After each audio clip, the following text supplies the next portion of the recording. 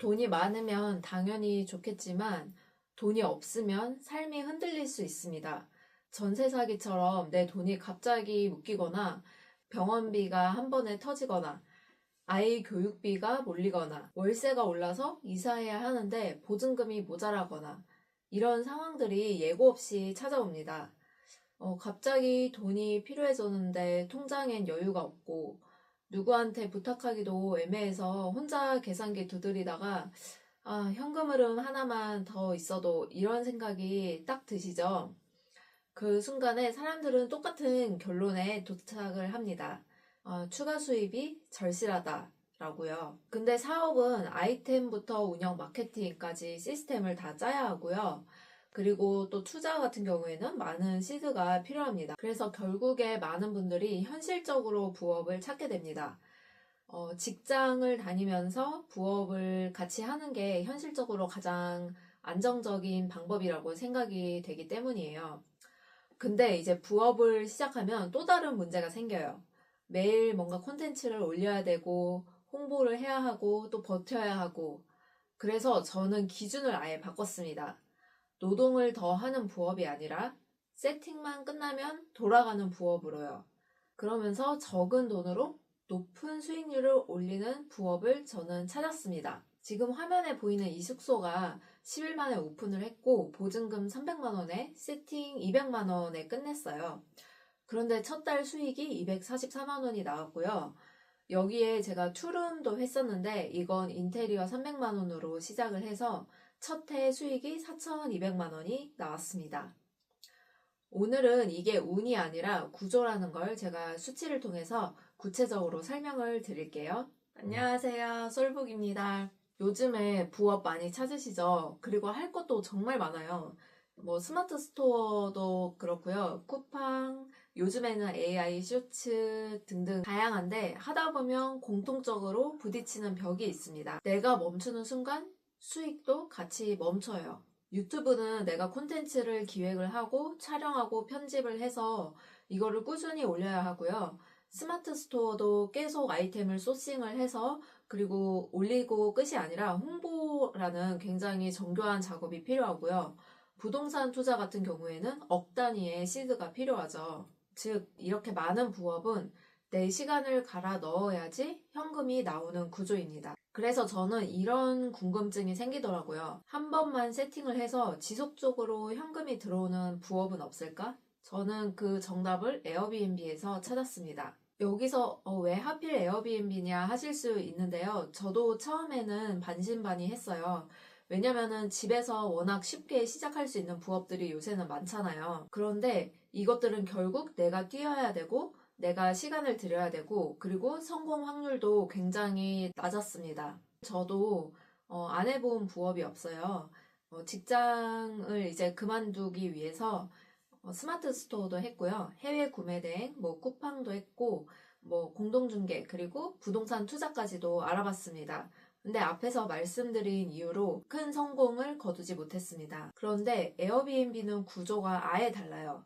여기서 왜 에어비앤비를 해야 되는지 첫 번째 이유가 나옵니다.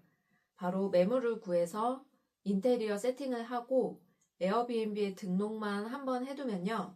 이제 계속 예약이 들어오면서 현금이 창출이 됩니다. 내가 매일 새 콘텐츠를 만들지 않아도 새 상품을 소싱하지 않아도 이렇게 매출이 일어나는 거예요. 그렇다고 수익률이 낮을까요? 전혀 그렇지 않습니다. 제가 실제로 운영했던 수치를 보면서 설명을 드릴게요.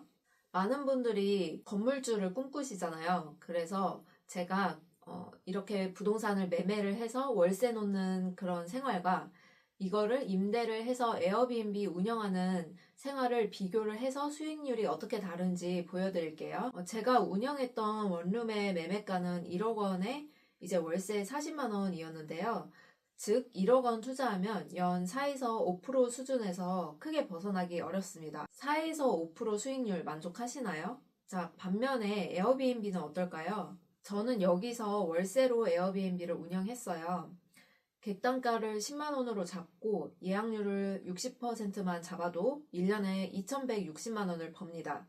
여기에 월세, 청소비 등 비용을 제외한 순수익은 1,200만 원이 남았는데요. 제가 여기에 들인 돈은 처음 인테리어 세팅할 때 들인 200만 원이에요. 그러면 수익률이 600%입니다. 보증금인 300만 원을 포함해도 240%가 나와요. 가장 좋은 점은 우리가 집을 사지 않아도, 내 집이 없어도 적은 돈으로 이렇게 높은 수익을 올릴 수 있다는 점입니다. 자, 에어비앤비의 두 번째 장점은요, 하루에 10분, 실제로는 그 이하의 시간만 들여도 운영이 가능하다는 점이에요. 초기에 한번 자동화 세팅을 다 끝내놓으면 하루에 10분으로도 이 숙소들을 한 채뿐만 아니라 10채도 관리를 하실 수가 있습니다. 자, 여기서 많은 분들이 의구심이 드실 텐데요. 실제로 운영을 해보니까 고객 CS도 만만치가 않고 24시간 대기조로 있어야 되는 거 아니냐라고 궁금해 하실 수도 있어요. 근데 저는 아예 자동화 세팅을 고객의 CS가 오지 않게 미리 다 안내를 해드렸기 때문에 사실 19채를 운영하면서도 하루에 메시지 한 건도 안 받은 적도 많았어요. 그래서 중요한 것은 운영 전략입니다. 다만 처음에 분명히 할 일은 있습니다.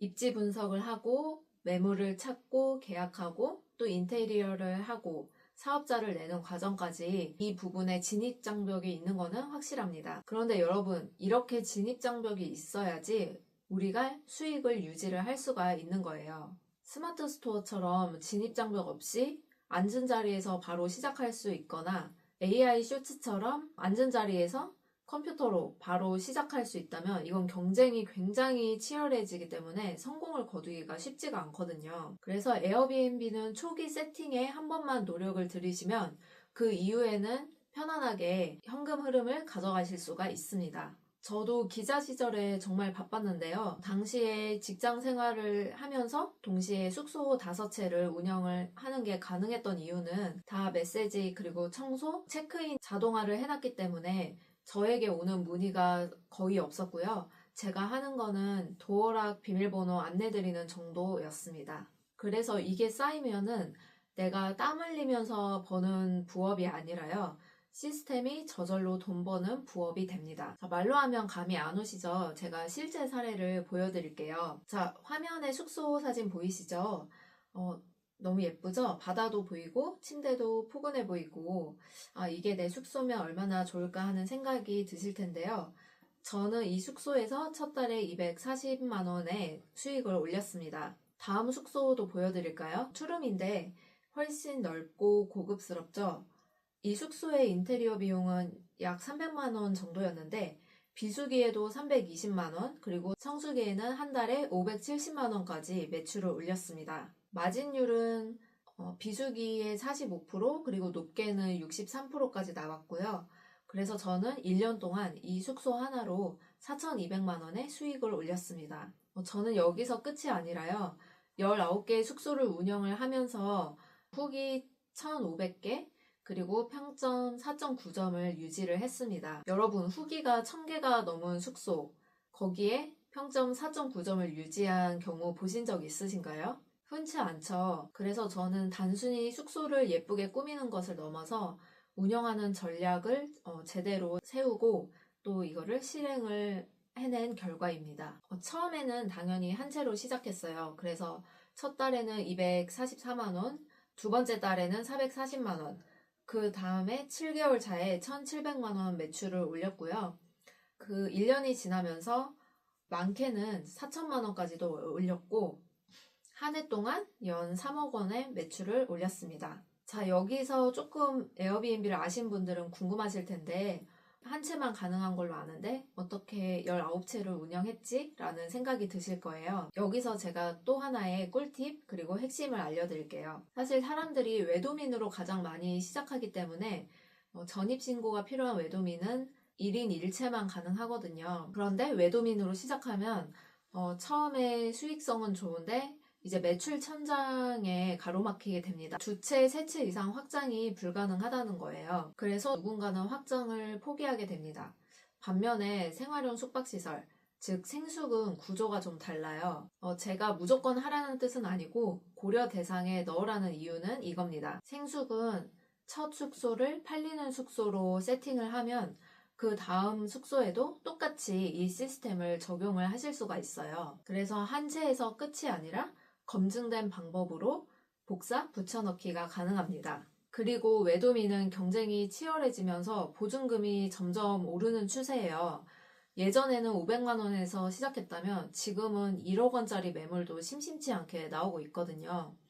그런데 생숙의 경우는 수도권의 경우 200만 원 혹은 500만 원에서도 시작이 가능합니다. 그래서 한 번만 하고 끝이 아니라 여러 채를 여러 번 도전을 하실 수가 있는 거예요. 그리고 선택지를 넓히는 효과도 있습니다.